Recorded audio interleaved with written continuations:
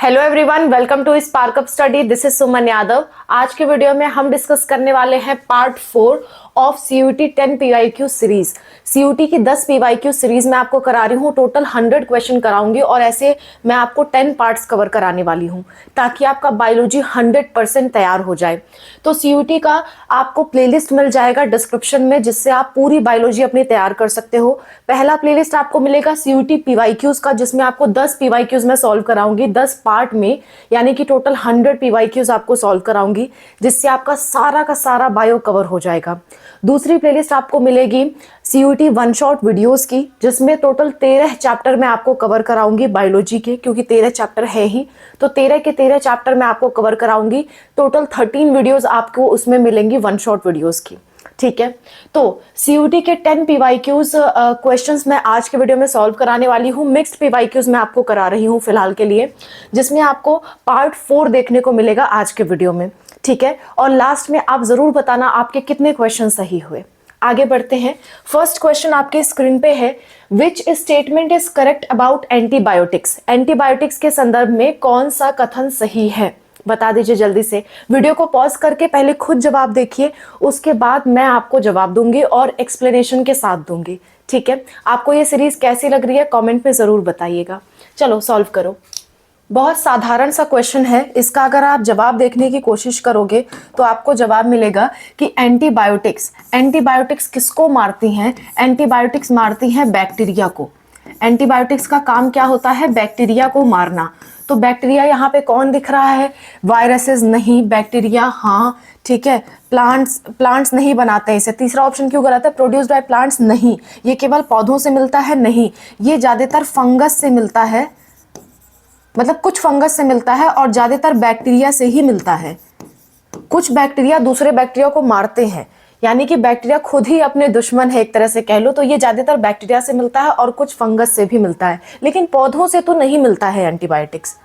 Cause immunity गलत बात है, इम्यूनिटी से इसका कोई संबंध ही नहीं है। ठीक है, तो इसका सही आंसर क्या गया, इट किल्स बैक्टीरिया। एंटीबायोटिक का क्या काम होता है, बैक्टीरिया को मारना।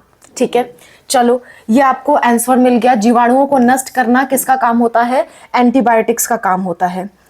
ठीक है, चलो अगला क्वेश्चन आपके सामने है, bio fertilisers used in legumes. कल ही हमने ये क्वेश्चन सॉल्व किया है, मैंने आपको एक ऑप्शन का जवाब दिया था, उसी ऑप्शन में इसका आंसर छिपा हुआ है। फटाफट बता दो, अगर आप ध्यान से वीडियो देख रहे हो ना तो आपको 100% क्लियर हो जाएगा कि ये चीज मैंने सॉल्व कराई है कल। ठीक है, अगर आप ध्यान से देखते होगे तो आपको जरूर पता चलेगा। चलो बता दो फटाफट। बायोफर्टिलाइजर्स वो होते हैं खास करके जो नाइट्रोजन फिक्सेशन का काम करते हैं। कोई भी नाइट्रोजन फिक्सेशन का काम कर रहा है तो उसे हम बायोफर्टिलाइजर कहेंगे। और कल मैंने बताया था कि लेग्यूम्स में, यानी कि दलहनी पौधों में राइजोबियम होता है जो नाइट्रोजन फिक्सेशन का काम करता है। इसी के साथ साथ मैंने आपको कुछ और एग्जाम्पल बताया था, नॉस्टॉक बताया था। नॉस्टॉक भी नाइट्रोजन फिक्सेशन करता है, याद आ रहा है, नॉस्टॉक भी नाइट्रोजन फिक्सेशन करता है। और इसी तरह से याद रखो एनाबेना भी नाइट्रोजन फिक्सेशन करता है। और ये किसी के साथ नहीं, ये फ्री पाए जाते हैं।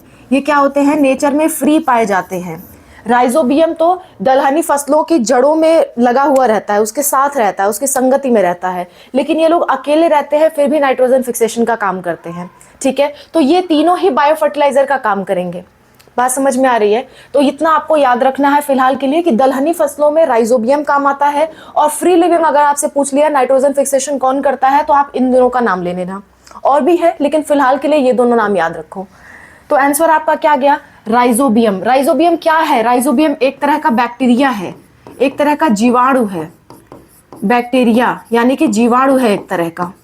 और जो हमने नॉस्टॉक एंड एनाबेना देखा वो भी एक तरह के जीवाणु यानी कि बैक्टीरिया ही है। ठीक है, इन बैक्टीरिया को हम ब्लू ग्रीन एल्गी भी कहते हैं, नील हरित शैवाल, या फिर दूसरा नाम इनका साइनोबैक्टीरिया भी होता है। साइनोबैक्टीरिया, इनका दूसरा नाम साइनोबैक्टीरिया भी होता है। ध्यान रखिएगा, ये भी जीवाणु है, ये भी जीवाणु है, लेकिन ये वाले जो जीवाणु है उनका एक स्पेशल नाम है ब्लू ग्रीन एल्गी यानी कि साइनोबैक्टीरिया। ठीक है, तीसरा क्वेश्चन सॉल्व कर लेते हैं। Which is bio control agent. ये भी मैंने आपको पिछले कुछ पार्ट्स में सॉल्व कराया है, बायो कंट्रोल एजेंट्स के बारे में बताया था। फटाफट बता दो कौन सा इसका जवाब है। देखिए घूम फिरा के वही क्वेश्चन आने हैं, क्वेश्चन बदले पूछने का तरीका बदल जाएगा लेकिन कॉन्सेप्ट सेम रहेगा। इसलिए मैं आपको क्वेश्चन ही नहीं सॉल्व करा रही हूँ, आपको कॉन्सेप्ट सॉल्व करा रही हूँ। ठीक है, आपको उसका पूरा थीम बता रही हूँ हर चीज का। देखिए बायो कंट्रोल एजेंट वो होते हैं जो किसी चीज को मारने का काम करते हैं बायोलॉजिकली। जैसे मान लेते हैं हमारे घर में बहुत सारे मच्छर हैं, तो मच्छर को हमें अगर मारना है तो या तो हम मॉर्टिन वगैरह जलाएं, केमिकल का यूज करें, या फिर कुछ बायोलॉजी की चीजों का ही यूज करें जिससे वो मच्छर मर जाए। जैसे उदाहरण के तौर पे ऐसा समझो कि आपके घर में चूहे बहुत ज्यादा हैं, तो आपके पास एक तरीका है कि चूहे मारने वाली गोली आप रखो, चूहे पकड़ने के लिए पिंजरा रखो। तो ये सब बायोलॉजिकल तरीका नहीं है। लेकिन वहीं अगर आप बिल्ली पालो तो बिल्ली अपने आप चूहे को खा जाएगी। ठीक है, हाँ बिल्ली अलग नुकसान पहुंचाती है वो बात अलग है, लेकिन बिल्ली चूहों को खा जाएगी, तो वो बायोलॉजिकल तरीका है। बात समझ में आ रही है? इसी तरह से बायो कंट्रोल एजेंट्स कुछ होते हैं, जैसे मच्छरों के लिए, मॉस्किटो के लिए। अगर मॉस्किटो कहीं पे ज्यादा है तो वहां पे ड्रैगन फ्लाई छोड़ दो, मॉस्किटो को वो खा जाएगी। ड्रैगन फ्लाइज क्या कर देंगे? मॉस्किटोज को खा जाएंगे। ये मैंने पिछले वीडियो में सॉल्व कराया था। इसी तरह से दूसरा बायो कंट्रोल एजेंट है आपका लेडी बर्ड, जो मैंने आपको ये वाली तस्वीर दिखाई थी लेडी बर्ड की, याद है आपको? ऐसी कुछ तस्वीर मैंने आपको दिखाई थी कि लेडी बर्ड ऐसा दिखता है। ये क्या करती है? ये एफिड्स नाम के कुछ जीव होते हैं, एफिड्स की भी मैं आपको तस्वीर दिखा दे रही हूँ। ये होते हैं एफिड्स जो फसलों को नुकसान पहुंचाते हैं। तो ये एफिड्स को मारने का काम करती है lady bird bio control agents है एफिड्स के लिए। एफिड्स और मॉस्किटो हमें नुकसान पहुंचा रहे हैं, तो उसे कौन मारता है या कौन खाता है? मॉस्किटो को खा जाती है ड्रैगन फ्लाई और एफिड्स को खा जाते हैं लेडी बर्ड। ठीक है, तो ये आपके बायो कंट्रोल एजेंट है। बाकी ये सब बायो कंट्रोल एजेंट नहीं है। मॉस्किटो तो खुद एक नुकसानदायक चीज है, वो बायो कंट्रोल कैसे हो सकता है? ठीक है, चलो, तो ये तीसरे क्वेश्चन का जवाब था आपका लेडी बर्ड। अगला चौथा question, transgenic animals are used for. Transgenic animal किस प्रयोग में आते हैं, किस उपयोग में आते हैं? फटाफट बता दो। देखिए ट्रांसजेनिक का क्या मतलब होता है, पहले ये समझना पड़ेगा हमें। अच्छा, मैं आपको पहले आंसर बता देती हूँ। ट्रांसजेनिक एनिमल यूज आते हैं आपके ड्रग टेस्टिंग में, और भी कई जगह यूज आते हैं, अभी मैं उसका नाम आपको बताऊंगी। ये सब का इस्तेमाल नहीं होता है ट्रांसजेनिक एनिमल द्वारा। तो ट्रांसजेनिक एनिमल क्या होते हैं? कोई भी जीव है, कोई भी ऑर्गेनिज्म है, क्या है? ऑर्गेनिज्म, या आप जीव कह लो हिंदी में। कोई भी जीव है, अगर उसमें हमने कोई एक नया जीन डाल दिया, कोई एक नया क्या डाल दिया? जीन डाल दिया, जिसकी वजह से, ये जीन को मैं ब्लैक कलर से कह दे रही हूं, जिसकी वजह से इस जीव में कुछ परिवर्तन आ गया, कुछ चेंजेस आ गए, कुछ परिवर्तन आ गया, तो ऐसे जीव को हम कह देंगे ट्रांसजेनिक। या फिर इसी का दूसरा नाम होता है जीएमओ, यानी कि जेनेटिकली मॉडिफाइड ऑर्गेनिज्म। इसी का दूसरा नाम होता है जेनेटिकली मॉडिफाइड ऑर्गेनिज्म। इसी का दूसरा नाम होता है जेनेटिकली मॉडिफाइड ऑर्गेनिज्म। और अगर ये जीव एनिमल हुआ तो इसे हम कह देंगे ट्रांसजेनिक एनिमल। अगर ये जीव पौधा हुआ तो इसे हम कह देंगे ट्रांसजेनिक प्लांट। अगर ये बैक्टीरिया हुआ तो हम इसे कहेंगे ट्रांसफॉर्म्ड बैक्टीरिया। अगर बैक्टीरिया हुआ तो बैक्टीरिया के शब्द यूज करते हैं हम ट्रांसफॉर्म्ड। जैसे हर चीज के लिए अपना अपना शब्द यूज होता है। जैसे मान लीजिए अगर लड़की जा रही है तो हम कहेंगे शी इज गोइंग, अगर लड़का जा रहा है तो हम कहते हैं ही इज गोइंग। लेकिन शी और ही का मतलब वह ही होता है, वह। ठीक है, वह, ये वाला ही और शी का मतलब यही होता है, वह जा रही है, वह जा रहा है। She is going, he is going. लेकिन ऐसे ही ट्रांसजेनिक अगर एनिमल है या प्लांट है तो उसे हम ट्रांसजेनिक बोलते हैं। अगर वही चीज बैक्टीरिया है तो उसे हम ट्रांसफॉर्म बोल देते हैं। नाम का फर्क है लेकिन दोनों का अर्थ बिल्कुल सेम है। जेनेटिकली मॉडिफाइड ऑर्गेनिज्म में कोई भी आ जाएगा, इसमें एनिमल भी आ गए, प्लांट भी आ गए, बैक्टीरिया भी आ गए, सब आ गए। तो ये एक साधारण सा शब्द है, ये एक साधारण सा शब्द है। अब इसमें प्लांट भी आ जाएंगे, एनिमल भी आ जाएंगे, बैक्टीरिया भी आ जाएगा। लेकिन हमने स्पेशली अगर बैक्टीरिया को बोलना है तो हम कहेंगे ट्रांसफॉर्म बैक्टीरिया। स्पेशली अगर प्लांट एंड एनिमल को बोलना है तो हम कहेंगे ट्रांसजेनिक। ठीक है, अब इसका उपयोग किस चीज में होता है? इसका उपयोग कई चीजों में होता है। मान लेते हैं, आप जानते होंगे चूहों पे, बंदरों पे, ये सब पे टेस्ट चलते हैं। जैसे मान लेते हैं मार्केट में कोई नई दवा बनी तो पहले चूहे पे या बंदरों पे उसका उपयोग करके देखा जाता है कि वास्तव में वो कारगर है कि नहीं है, उससे कोई नुकसान तो नहीं हो रहा। ऐसे ही कोई दवाई आप नहीं खा लेते हो, उसका टेस्ट होता है। तो जो ट्रांसजेनिक एनिमल्स होते हैं उनका काम होता है ड्रग टेस्टिंग। उनका काम क्या होता है? ड्रग टेस्ट करना। यानी कोई नई दवा मार्केट में बनी है तो उसको टेस्ट करना कि वो सही है कि नहीं सही है ह्यूमन के लिए। दूसरा, वैक्सीन अगर कोई नई बनी है तो वैक्सीन सेफ है कि नहीं सेफ है, इस चीज का टेस्ट करने का काम होता है। ठीक है। तीसरा, नॉर्मल फिजियोलॉजी और डेवलपमेंट अगर पढ़ना है, नॉर्मल फिजियोलॉजी एंड डेवलपमेंट, तो भी इसका काम आता है। जैसे कि मान लेते हैं किसी जीन का, कोई जीन कैसे काम करता है ये आपको पढ़ना है, तो वो जीन किसी ऑर्गेनिज्म के अंदर डाल दो और फिर उसके बाद वो कैसा काम कर रहा है उस चीज को पढ़ लो, तो नॉर्मल फिजियोलॉजी एंड डेवलपमेंट उसे कहते हैं। चौथा काम होता है कि केमिकल सेफ्टी टेस्ट करना। जैसे मान लीजिए कोई केमिकल आप यूज कर रहे हो, मान लेते हैं कोई दवा ही है, लोशन ही है आप लगा रहे हो, या क्रीम कोई आप यूज करते हो, तो वो केमिकल्स की बनी हुई है, तो आपके स्किन को वो नुकसान तो नहीं पहुंचा रहा, ऐसा तो नहीं आगे चल के कैंसर कर देगा या कुछ और कर देगा, बहुत ज्यादा दाने निकल आएंगे, ऐसा तो नहीं है। तो उस केमिकल की सेफ्टी को टेस्ट करने के लिए भी हम ट्रांसजेनिक ऑर्गेनिज्म का उपयोग करते हैं। बेचारे जानवर बड़ी बलि चढ़ते हैं इन चक्करों में। बायोलॉजिकल प्रोडक्ट्स निकालने के लिए, बायोलॉजिकल प्रोडक्ट्स बनाने के लिए, जैसे कि हो गया आपका बायोलॉजिकल प्रोडक्ट्स बहुत सारे होते हैं। जैसे अगर आपने इंसुलिन की कहानी पढ़ी हो तो इंसुलिन पहले कैसे निकलता था, इंसुलिन पहले सुअर, गाय, इन सब से निकाला जाता था और उसके बाद ह्यूमन को लगाया जाता था जिन्हें डायबिटीज होती थी, उन्हें मारना पड़ता था। लेकिन उन्हें मारना ना पड़े इसलिए इंसुलिन बनाने वाले जीन को कुछ बैक्टीरिया के अंदर हम डाल देते हैं और फिर वो बैक्टीरिया हमें इंसुलिन बना के देते हैं। तो ये बायोलॉजिकल प्रोडक्ट निकालना हो गया ट्रांसजेनिक ऑर्गेनिज्म से। इस तरह के बहुत सारे काम होते हैं आपके ट्रांसजेनिक ऑर्गेनिजम्स के, जिसमें से हमने पहला ऑप्शन हमको मिला था तो यही ऑप्शन हम टिक करके चले आए। अगर ये सारे ऑप्शन भी मिले होते तो भी आप टिक करके आ जाते। ठीक है। अच्छा, एक और चीज, छठवां, बीमारियों का स्टडी करने के लिए भी हम इसे इस्तेमाल करते हैं। स्टडी ऑफ डिजीज, कोई बीमारी है, वो बीमारी कैसे काम कर रही है, किस जगह क्या नुकसान पहुंचा रही है, ये भी स्टडी करने के लिए हम इनका उपयोग करते हैं। ठीक है। तो ये सारे हैं, ये टोटल उपयोग है जो ट्रांसजेनिक ऑर्गेनिज्म के किए जाते हैं। इनमें से कभी भी आपको कोई भी ऑप्शन में दिख जाए तो उसे आप टिक करके आ जाना। पिछले क्वेश्चन में हमें और कोई नहीं दिखा, सिर्फ ड्रग से टेस्टिंग दिखा, तो इसको हमने टिक करके चलाया। औषधि परीक्षण जिसे आप कहते हो, ये सारी चीजें नोट कर लेना। ट्रांसजेनिक ऑर्गेनिज्म का ये सारा काम है, ये सारी चीजों के लिए उन्हें उपयोग किया जाता है।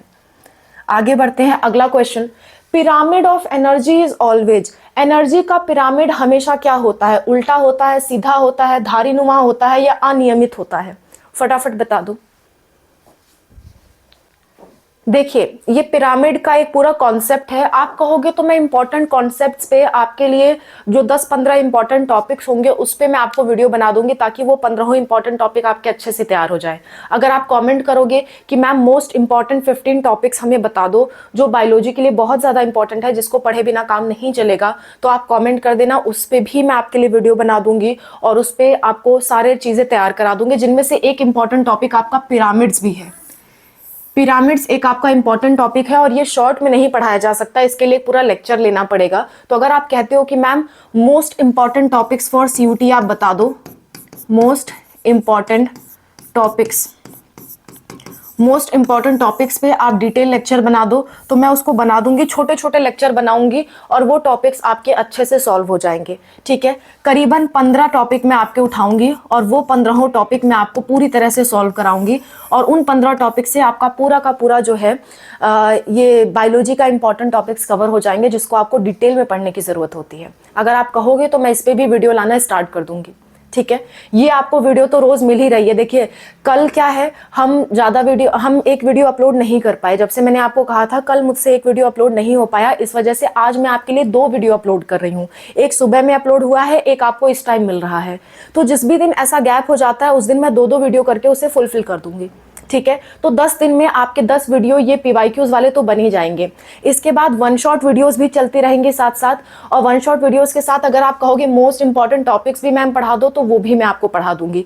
उसके बाद बायोलॉजी में कुछ भी आपका नहीं बचने वाला है, बायोलॉजी 100% आपकी कवर हो जाएगी। ठीक है। तो आप कहोगे तो मैं ये चीज स्टार्ट कर दूंगी, नहीं कहोगे तो नहीं स्टार्ट करूंगी। ओके, चलो पिरामिड ऑफ एनर्जी याद रख लो फिलहाल के लिए कि ये हमेशा सीधा होता है। पिरामिड ऑफ एनर्जी कभी उल्टा नहीं होता। आपके सिलेबस में केवल एक पिरामिड उल्टा दिया गया है, वो पिरामिड है आपका, देखिए सीधा हमेशा किसका होता है, हमेशा सीधा होगा एनर्जी का। एनर्जी का पिरामिड हमेशा सीधा होता है, लेकिन एक पिरामिड है आपका जो उल्टा है आपके सिलेबस में। हालांकि ये रटने वाली बात नहीं है, लेकिन फिलहाल के लिए रट ही लो, ठीक है, जब तक मैं आपका इंपॉर्टेंट सीरीज नहीं कराती हूं। एक पिरामिड जो है आपका इन्वर्टेड है आपके सिलेबस में, हालांकि बहुत सारे इन्वर्ट होते हैं, लेकिन आपके सिलेबस में एक ही इन्वर्टेड है, वो है biomass pyramid. Biomass pyramid of ocean, या फिर सी लिख लो, या फिर रिवर लिख लो, या फिर लेक लिख लो, मतलब कोई भी वाटर बॉडी का अगर बायोमास पिरामिड है तो वो हमेशा क्या होगा, उल्टा होगा। लेकिन अगर यही चीज नंबर पिरामिड पूछ लेता तो सीधा होता। नंबर पिरामिड, इसी चीज का नंबर पिरामिड हमेशा क्या होगा, सीधा होगा, ठीक है। इस बात को याद रखना, ये दो एक्स्ट्रा पॉइंट याद रखो। हालांकि जब मैं इसका डिटेल लेक्चर लूंगी, अगर आप कहोगे तभी लूंगी कि मोस्ट इंपॉर्टेंट टॉपिक्स पे मैम वीडियो बनाइए, तो आप कहोगे तो मैं इस पर डिटेल लेक्चर ले लूंगी, जिसकी वजह से आपके जो इंपॉर्टेंट टॉपिक्स हैं जिसको गहराई में पढ़ने की जरूरत है वो आपके तैयार हो जाएंगे, ठीक है। चलो आगे बढ़ते हैं। छठवां, which of the following statement is correct regarding pollen grain. Pollen grain के रिगार्डिंग कौन सी चीज, परागकण के बारे में कौन सा कथन सही है, जल्दी से बता दो। ये डिप्लॉयड होता है, it is multicellular and multicellular at shading, ये बहुकोशिकीय होता है जब इसका उत्सर्जन होता है। इट कंटेन्स मेल गैमेट, इसके अंदर मेल गैमेट्स होते हैं। इट फॉर्म्स एंडोस्पर्म, यह एंडोस्पर्म बनाता है। क्या इसके बारे में सही है, फटाफट बता दीजिए। इस पे तो मैंने वन शॉट वीडियो अपलोड कर भी चुकी हूँ, डिटेल वन शॉट वीडियो है, प्लीज आप उसको जा करके देखिए, ठीक है। चलो डिस्क्रिप्शन में प्लेलिस्ट का लिंक है वन शॉट वीडियोस का, 13 है आपके चैप्टर है, क्यों ना 13 आप वन शॉट वीडियोस देख लो, आपका 100% बायोलॉजी तैयार हो जाए। थोड़ा सा मेहनत है, क्यों ना बायोलॉजी में एकदम टॉप ही कर जाओ आप, है ना। और सब्जेक्ट्स में मार्क्स कम भी आ रहे हैं तो बायोलॉजी में इतना ज्यादा ला दो कि वो बैलेंस हो जाए। कम से कम फिजिक्स, केमिस्ट्री, बायोलॉजी पे तो आपको ध्यान देना ही होगा, ठीक है। चलो तो इसका जवाब देख लेते हैं। करेक्ट रिगार्डिंग पॉलन ग्रेन, क्या पॉलन ग्रेन डिप्लॉयड होता है, नहीं, ये हैप्लॉयड होता है, और हैप्लॉयड को हम एक एन से दर्शाते हैं, ठीक है। क्या ये मल्टीसेलुलर होता है शेडिंग के टाइम पे, नहीं, नहीं, ये मल्टीसेलुलर नहीं होता है, ठीक है, ये बहुकोशिकीय नहीं होता है। इट कंटेन्स मेल गैमेट, बिल्कुल सही बात है, और ये 2 मेल गैमेट रखता है। एक पॉलन ग्रेन में कितने होते हैं, 2 मेल गैमेट होते हैं, ये भी आपको याद रखना है। और दोनों मेल गैमेट, एक फ्यूज करता है आपके एग सेल से, दूसरा फ्यूज करता है पोलर न्यूक्लियाई से। क्या ये एंडोस्पर्म बनाता है, गलत बात, ये एंडोस्पर्म नहीं बनाता है, ठीक है। देखिए इसका आंसर ये वाला तो सही हो गया। अगर आपको याद हो तो मैंने आपको ऐसा बताया था कि ये आपका एम्ब्रियो सैक है, एम्ब्रियो सैक, जिसको आप फीमेल गैमेटोफाइट भी कहते हो। ऊपर की तरफ 3 कोशिकाएं होती हैं जिसे आप एंटीपोडल्स कहते हो, एंटीपोडल्स कहते हो, ठीक है। इसके बाद यहाँ पे 2 कोशिकाएं होती हैं जिसे आप कहते हो पोलर न्यूक्लियाई। 2 कोशिकाएं नहीं, 2 केंद्रक होते हैं, यानी कि 2 न्यूक्लियस होते हैं जिसे आप कहते हो पोलर न्यूक्लियाई। यहाँ पे फिंगर जैसा स्ट्रक्चर वाला 2 सेल्स होता है, इसका नाम आप लोग बताओगे कमेंट सेक्शन में। आप लोग कमेंट सेक्शन में इसका नाम बताओ कि इसका नाम क्या होता है। इसकी उंगली जैसी संरचना को तो हम फिलीफॉर्म एपरेटस कहते हैं, फिलीफॉर्म एपरेटस कहते हैं। मैंने आपको समझाया था कि ये वाले क्या कहते हैं, ऐसे बुलाते हैं पॉलन ट्यूब को, आओ अंदर आ जाओ, इधर आ जाओ, ऐसे बुलाते हैं ये। तो ये इन कोशिकाओं का नाम क्या है, वो नाम आपको कमेंट पे लिख के बताना है। मैं 2 बार लेक्चर में पढ़ा चुकी हूँ आपको। तो ये जो आप सीरीज देख रहे हो ना, इसी सीरीज में मैं आपको 2 बार बता दिया है ये चीज। तो इस सीरीज को अगर आप ध्यान से देख रहे हो तो कोई डिटेल लेक्चर की मैं बात नहीं कर रही हूँ। कम से कम ये सीरीज जो 1 2 3 4 पार्ट्स में आपको करा रही हूँ, कम से कम ये तो आप सॉल्व करो और ध्यान से सॉल्व करो, ठीक है। यहाँ पे होती है आपकी अंड कोशिका यानी कि एग सेल। अब जो मेल गैमेट आता है, जो मेल गैमेट आपका आता है, वो एक मेल गैमेट यहाँ पे फ्यूज करता है, इनसे जाकर के मिलता है जिसे कहते हैं फर्टिलाइजेशन 1। दूसरा मेल गैमेट यहाँ पे आके मिलता है जिसे कहते हैं फर्टिलाइजेशन 2। यानी कि इनमें क्या होता है, डबल फर्टिलाइजेशन होता है। जो आपके एंजियोस्पर्म्स होते हैं, डबल फर्टिलाइजेशन होता है इसमें। किसमें होता है ये, एंजियोस्पर्म में, यानी कि पुष्प वाले पौधों में, पुष्पी पादपों में, एंजियोस्पर्म्स, फ्लावरिंग प्लांट्स में आपका ये होता है। ठीक है, अब यहां पे अगर ये एग से मिल रहा है तो ये बनाएगा जाइगोट, और ये पोलर न्यूक्लियाई से जो मिल रहा है ये बना देगा आगे चल करके एंडोस्पर्म। तो क्या पूरा का पूरा पॉलन ग्रेन एंडोस्पर्म बनाता है? नहीं, यहां पे लिख दिया था कि पॉलन ग्रेन ही एंडोस्पर्म बनाता है, तो यहां पे ये गलत हो गया। अगर कहता कि एक मेल गैमेट एंडोस्पर्म बनाता है तब ये सही होता। ठीक है, बात समझ में आ रही है? तो अगला क्वेश्चन सॉल्व करते हैं, 7वां question. Haemophilia is example of, haemophilia किसका उदाहरण है? जल्दी से बता दो। देखिए, आप याद रख लीजिए कि हीमोफीलिया और कलर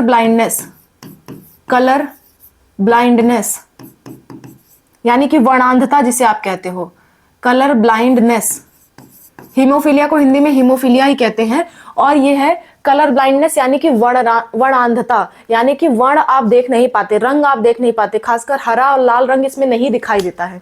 ठीक है, तो ये दोनों ही कैसे होते हैं? ये दोनों ही होते हैं आपके sex linked disease, sex linked, यानी कि जो कल मैंने आपको सेक्स क्रोमोसोम के बारे में बताया था, इसी के 3rd वाले पार्ट में मैंने आपको सेक्स क्रोमोसोम समझाया था और आपको ऑटोसोम समझाया था। जो आपका XX होता है या फिर XY होता है, ये आपके सेक्स क्रोमोसोम्स होते हैं, क्रोमोसोम्स होते हैं। ठीक है, और जो आपका बाकी 22 होते हैं वो आपके ऑटोसोम्स होते हैं। मैंने कल आपको ये चीज समझाई थी, ऑटोसोम्स होते हैं।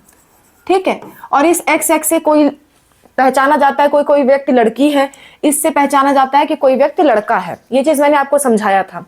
तो जो हीमोफीलिया और कलर ब्लाइंडनेस है वो सेक्स लिंक्ड डिजीज है, और सेक्स में भी कौन से,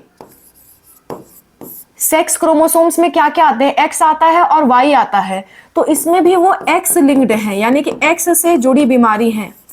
ठीक है, तो इसमें आंसर क्या जाएगा? हीमोफीलिया किसका एग्जाम्पल है? सेक्स लिंक्ड डिजीज का। लगे हाथ, आप कलर ब्लाइंडनेस को भी याद रखना कि ये भी सेक्स लिंक डिजीज है, और अगर और विशेष करके पूछे तो आप कहोगे सेक्स में भी एक्स लिंक डिजीज है। देखिए, कोई भी कोशिका होती है, हर सेल के अंदर, हर कोशिका के अंदर 22 प्लस या तो XX पाए जाते हैं या फिर XY पाए जाते हैं, 22 जोड़े, ऐसे आप कहो 22 जोड़े, और साथ साथ में इतने पाए जाते हैं। तो ये जो 22 जोड़े हैं इन्हें हम कहते हैं ऑटोसोम्स, ऑटोसोम्स। और ये वाला जो जोड़ा है, एक जोड़ा या तो XX होगा या तो XY होगा, एक जोड़ा है ना वो, तो XX वाला जोड़ा या XY वाले जोड़े को हम कहते हैं सेक्स क्रोमोसोम्स, सेक्स क्रोमोसोम्स। और इसी का दूसरा नाम होता है एलोसोम्स। कभी आपसे ये भी पूछ ले तो आपको मालूम होना चाहिए। अब सेक्स क्रोमोसोम 2 प्रकार के हैं, एक तो आपका X प्रकार है, एक आपका Y प्रकार है। मतलब अगर इसको झांक के देखो तो 3 आपको X, 1 Y, यानी कि 2 प्रकार अगर आप देखो तो एक X, एक Y। तो अगर इससे जुड़ी कोई बीमारी आती है तो हम उसे कह देते हैं X लिंक्ड, और इससे जुड़ी कोई बीमारी आएगी तो हम उसे कहेंगे Y लिंक्ड। और अगर इन दोनों से जुड़ी बीमारी है तो इकट्ठे अगर आपको कहना है तो आप सेक्स लिंक्ड या एलोसोम लिंक्ड कह दो उसे। बात समझ में आ गई? तो सेक्स लिंक्ड है आपका कौन? हीमोफीलिया और कलर ब्लाइंडनेस। आपको याद रखना है, हीमोफीलिया और वर्णांधता जो है वो सेक्स लिंक्ड, मतलब लिंग संबंध रोग है। ठीक है, तो ये आपको ध्यान रखना है। जेनेटिक डिसऑर्डर में उसे हम पढ़ते हैं। अगला क्वेश्चन आपके सामने है, which statement is correct about lac operon? Lac operon के संदर्भ में कौन सा कथन सही है? फटाफट बता दो।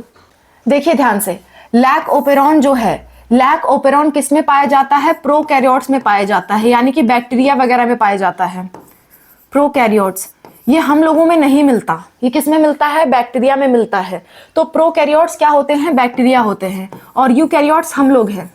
ठीक है, यूकैरियोट्स कौन है? हम लोग हैं। तो ये पहला आंसर तो गलत हो गया। लैक से ही समझ में आ रहा है कि ये लैक्टोज मेटाबॉलिज्म को कंट्रोल करता है, तो ये बिल्कुल सही बात है, ये रेगुलेट करता है लैक्टोज मेटाबॉलिज्म को। क्या ये हमेशा एक्टिव रहता है? गलत बात, ये हमेशा इनएक्टिव रहता है, लेकिन जब लैक्टोज आता है तो ये एक्टिव हो जाता है। लैक्टोज आने की वजह से ये क्या हो जाता है? एक्टिव हो जाता है। ठीक है, और लैक्टोज में भी अगर ख्याल करके पूछे तो आपको कहना है एलो लैक्टोज। एक बार ये एग्जाम में पूछा गया था, लैक्टोज भी ऑप्शन में दिया गया था और एलोलैक्टोज भी, और आपको क्लिक करना था एलोलैक्टोज। इन दोनों में अगर पूछा जाए तो ये ज्यादा सही शब्द है कि लैक ओपेरॉन को कौन एक्टिवेट करता है, आप कहोगे एलोलैक्टोज। अगर ये उदाहरण में ना दिखे आपको, मतलब ऑप्शन में ना दिखे, तो उस केस में आप लैक्टोज को क्लिक करके आओगे। पहला प्रायोरिटी आपका एलोलैक्टोज होना चाहिए, इसको नोट पॉइंट करके रख लो। एम्स जैसे संस्थाओं में ये क्वेश्चन पूछा गया है, ठीक है, तो इसको नोट करके रख लो आप। ये क्वेश्चंस रिपीट हो सकते हैं, आपका कोई भी एग्जाम हो ये क्वेश्चन रिपीट हो सकता है। आगे बढ़ते हैं। इट प्रोड्यूस टीआरएनए हेट, ये तो कोई संबंध ही नहीं है इसका इससे, ठीक। चलो, ये इट रेगुलेट्स लैक्टोज मेटाबॉलिज्म, ये सही ऑप्शन आपका। आगे बढ़ते हैं 9वें क्वेश्चन की तरफ। The enzyme used to remove RNA primers and fill the gap during DNA replication in E coli. कौन सा वो एंजाइम है जो आरएनए प्राइमर को हटाता है और हटाने के बाद उस गैप को भर देता है? ये कौन सा एंजाइम है भाई? ये आपका टफ क्वेश्चन में से एक है। ऐसे क्वेश्चंस बहुत कम आते हैं, लेकिन आते जरूर हैं। इस तरह के क्वेश्चन बहुत कम आपको देखने को मिलेंगे, लेकिन देखने को मिल जरूर जाएंगे, इसलिए ध्यान से।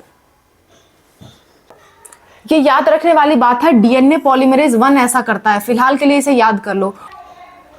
इतनी बात आपको समझ में आ गई तो आपको इसको 1 पे टिक करना है। फिलहाल के लिए इसे याद कर लो, इसका एक्सप्लेनेशन बहुत लंबा है। इसको एक्सप्लेन करने के लिए पूरा का पूरा रेप्लिकेशन समझाना पड़ेगा, पूरा का पूरा ट्रांसक्रिप्शन समझाना पड़ेगा, तो मैं इसे समझाने नहीं जा रही हूँ। इसको आप फिलहाल के लिए याद कर लो। ये जब हम जेनेटिक्स पढ़ेंगे उसी में हम इसे समझ सकते हैं, ठीक है। आगे बढ़ते हैं। 10वां क्वेश्चन और last question. Choose the correct statement. Human sperm motile होता है, इसके पास फ्लैजिला होते हैं, दोनों में से कौन सा सही है?